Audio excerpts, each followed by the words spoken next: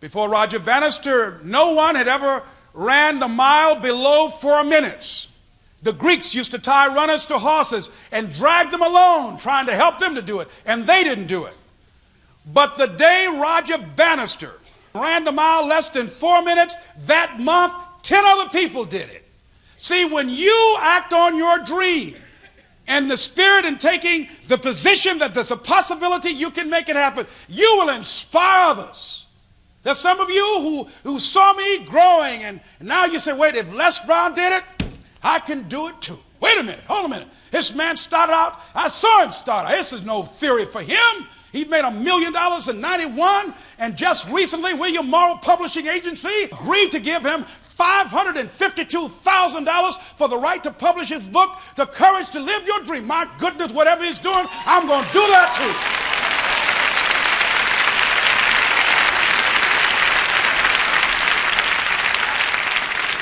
Every time I turn television on, he's on there. Same one who started out with those little tapes with a rubber band around it. If it's possible he can go from little rubber bands at the church of today on national public television, it's possible I can have my dream. Look out. Hello, hello, hello. Oh, you got to get excited about this thing. You got to be fired up about this thing. Look at it. You know, ever since Buster Douglas whooped Mike Tyson, everybody else fought him differently. Everybody else staggered him. Why? They knew it was possible. Before then, everybody bought Iron Mike, invincible. Buster Douglas beat his invincible bums. I mean to tell you, they don't say invincible anymore. Everybody want a piece of Mike now. He can't keep him from knocking on the door.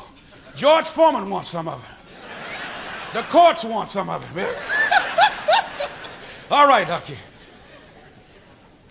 See, once you are defeated in your mind, ladies and gentlemen, it's all over. It's all over once you're defeated in your mind. See, you showed up with greatness in you.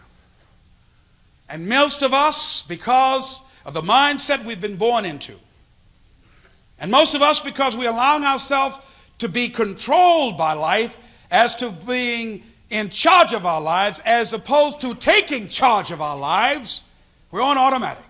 We're just following the crowd.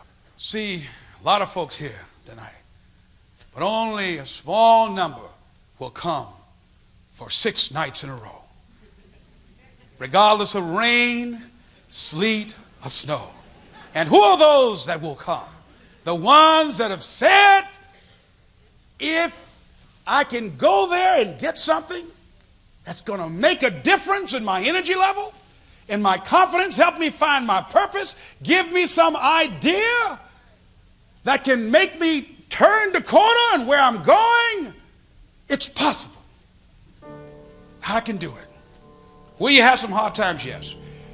Have you ever heard people say, look here, I've done everything I can do. I'm only human. And when they say I'm only human, they're saying it from the perspective that you can only do so much. They say I'm only human, they're saying it from the perspective that I'm limited. I'm reminded of a man at a time when in the South the soil was depleted from the kind of crops that were being grown and because of neglect. And this man came up with an idea for the farmers. He said, listen, he said, start planting peanuts. One, it doesn't take as much mineral from the soil to grow peanuts, and in fact, it enriches the soil. They did it. And much to their surprise, it enriched the soil, made it more fertile. And he said, now after you grow the peanuts, you can sell the peanuts.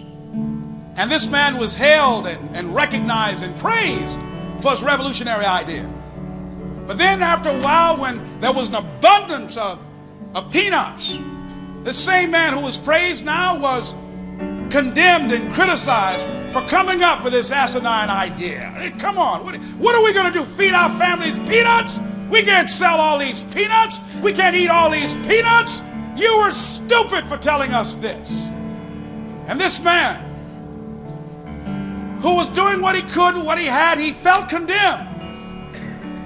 And he withdrew to his laboratory. And he said, Lord, what can I do to handle this situation? Sometimes you're going to have to retreat. I was there. I know what it is to walk the floor and you don't know how you're going to make it when people no longer believe in you. And you got all you got. And you got to say to yourself, when you fail again and again, they tell you no, sometimes with tears in your eyes, hey, it's possible. In spite of this, it's possible I can make it again. When life knocks you down, sometimes you have to take 2 steps backwards to go forward. It's possible.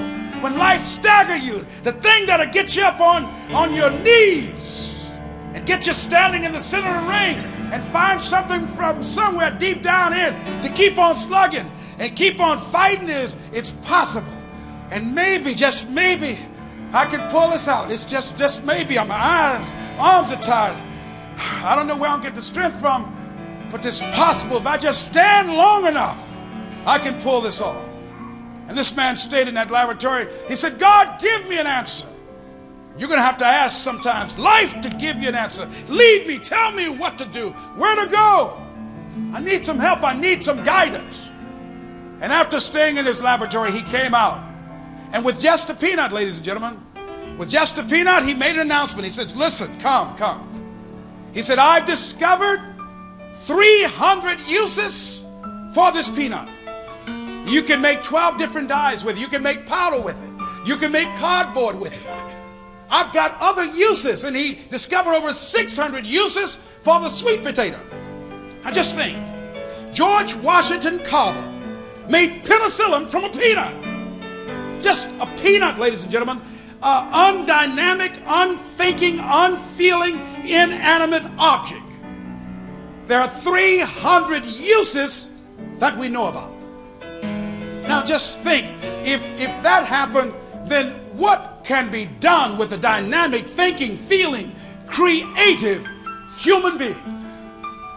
Oh, but I lost my job. This is all I've ever done. This is all I know. No. Here's your homework. I want you to read your card 3 times a day. Write your goal down. Think about your goal. Go to the store, get you a peanut, and put it someplace special. And look at that peanut every time you doubt the possibilities of your life and the uses of your life, of your genius. Just look at that peanut. Come next week. Bring your peanut with you and bring a friend with you. But come with your peanut. You don't have a friend, bring 2 peanuts with you. But I want you to look at your life, to look at your dream and say, it's possible. When you're facing defeat and disappointment, seem like life has written you off and everybody say you can't do it. You don't have what it takes. I'm not asking you to say, yes, I can do it. But see, there are too many variables in life that can happen, that can enable you to pull it out. No one can say that. All you need to affirm that in spite of this, in spite of these odds, it's possible that I can do it. Repeat after me, please. Think about your goal right now. Think about your goal. And say this with me with every feeling in your body, all the faith that you can conjure up, all the inner strength deep down inside. Just say, it's possible. Say it like you mean it. It's possible. I can have my dream. I can have this new life. This new vision of myself. It's possible. Shake somebody's hand on your right and left and say, it's possible for you too.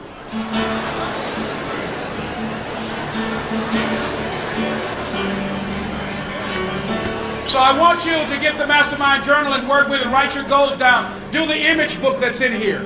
Concentrate, focus your thoughts and thinking on your goal.